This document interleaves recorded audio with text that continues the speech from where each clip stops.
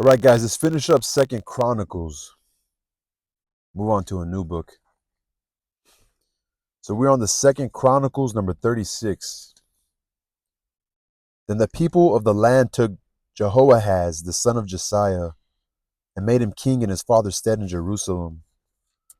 Jehoahaz was 23 years old when he began to reign, and he reigned 3 months in Jerusalem. And the king of Egypt put him down at Jerusalem and condemned the land in 100 talents of silver and a talent of gold.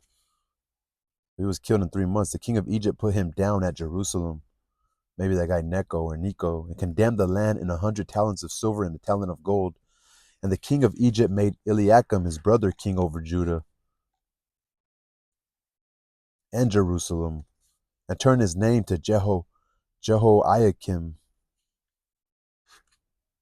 And Necho took Jehoahaz, his brother, and carried him to Egypt.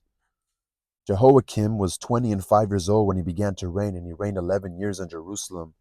And he did that which was evil in the sight of the Lord his God. Against him came up Nebuchadnezzar, king of Babylon, and bound him in fetters to carry him to Babylon. Nebuchadnezzar also carried of the vessels of the house of the Lord to Babylon, and put them in his temple at Babylon.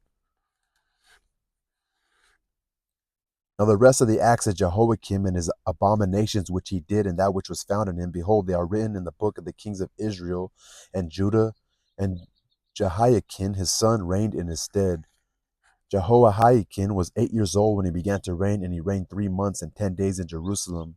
And he did that which was evil in the sight of the Lord. And when the year was expired, King Nebuchadnezzar sent and brought him to Babylon with the goodly vessels of the house of the Lord, and made Zedekiah his brother king over Judah and Jerusalem. Zedekiah was 120 years old when he began to reign, and reigned 11 years in Jerusalem.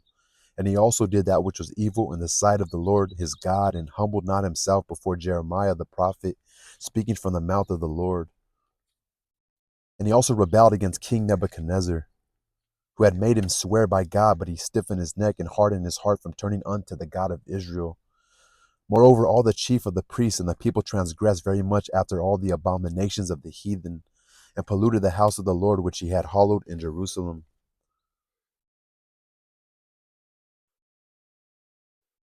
And the Lord God of their fathers sent to them by his messengers, rising up betimes, and sending, because he had compassion on his people and on his dwelling place. But they mocked the messengers of God, and despised his words, and misused his prophets, until the wrath of the Lord arose against his people, till there was no remedy.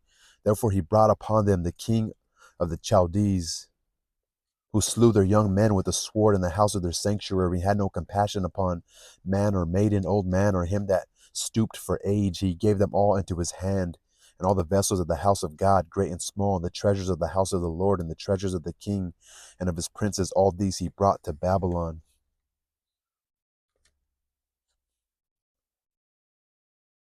And they burnt the house of God, and broke down the wall of Jerusalem, and burnt all the palaces thereof with fire.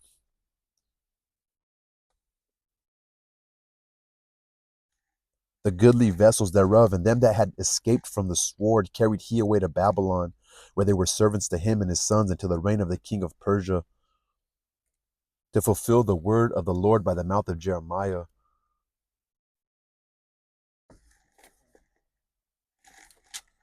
Until the land had enjoyed her Sabbaths, for as long as she lay desolate, she kept Sabbath, to fulfill 70 years. Now in the first year of Cyrus, king of Persia, that the word of the Lord spoken by the mouth of Jeremiah might be accomplished, the Lord stirred up the spirit of Cyrus, king of Persia, that he made a proclamation throughout all his kingdom, and put it also in writing, saying, Thus saith Cyrus, king of Persia, all the kingdoms of the earth hath the Lord God of heaven given me, and he hath charged me to build him a house in Jerusalem, which is in Judah. Who is there among you of all his people? The Lord his God be with him, and let him go up. Cyrus, king of Persia. What is his significance? I think he finally let them be free, but they weren't free till then. They were under the ruling of Nebuchadnezzar in Babylon,